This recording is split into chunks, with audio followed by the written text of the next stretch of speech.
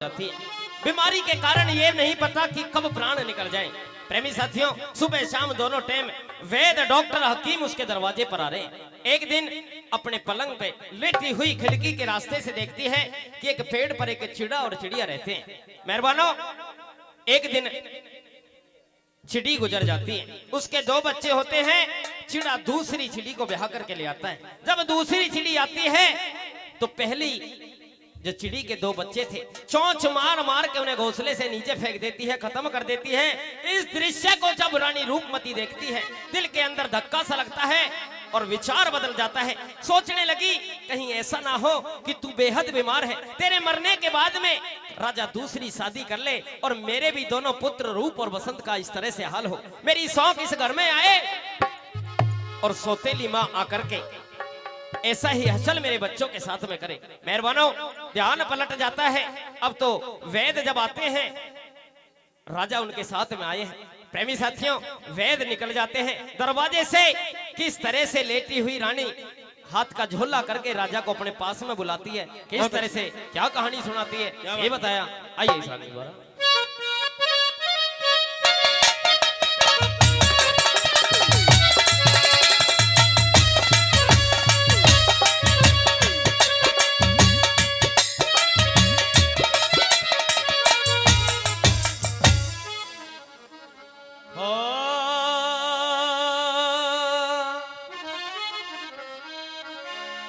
वेद जब गए दरवाजे पे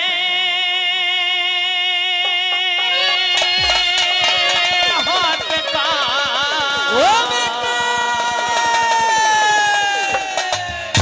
और दे झोला रानी ने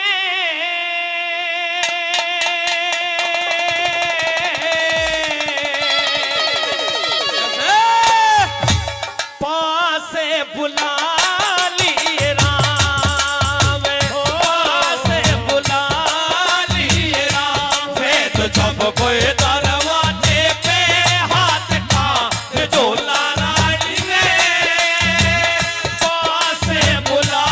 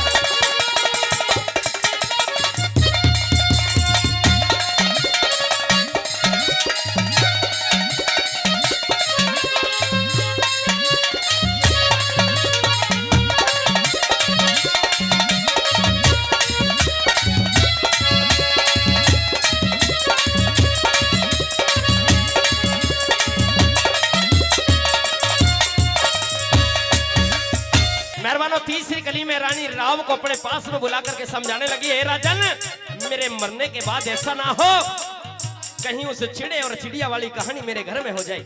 इस तरह से समझाने लगी कि दोनों बेटों को मैं तेरे सुपुर्द करके जा रही हूँ, कैसा सुगड़ हंस का सा जोड़ा तेरे सुपुर्द कर रही हूँ। ये समझाने लगे, के कहने लगे बला किया थाने रे सुपुर्द में किसा सुगड़ हंस का जोड़ा, किया थाने सुपुर्द में किसा सुगड़ हंस का जोड़ा। प्रिया तुम शादी मत करना मैंने इनसे दामन छोड़ा, प्रिया तुम शादी मत करना मैंने इनसे नाता छोड़ा। यूं कह रानी ने दम तोड़ा खेलते सब जिंदगानी में, अपना अपना दाव, अपना अपना दाव। वेद जब गए दरवाजे पे हाथ का झोला रानी ने पास बुला ली राम, पास बुला ली राम।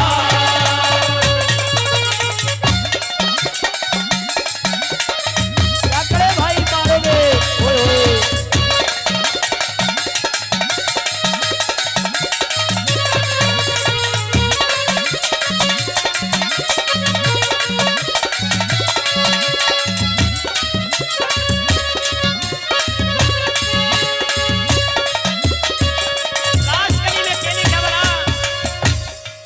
लास्ट कली में पंडित स्वर्गीय श्री गुरु शरणदास जी के कलम से लिखा गया, के लिखा और के बताया बला।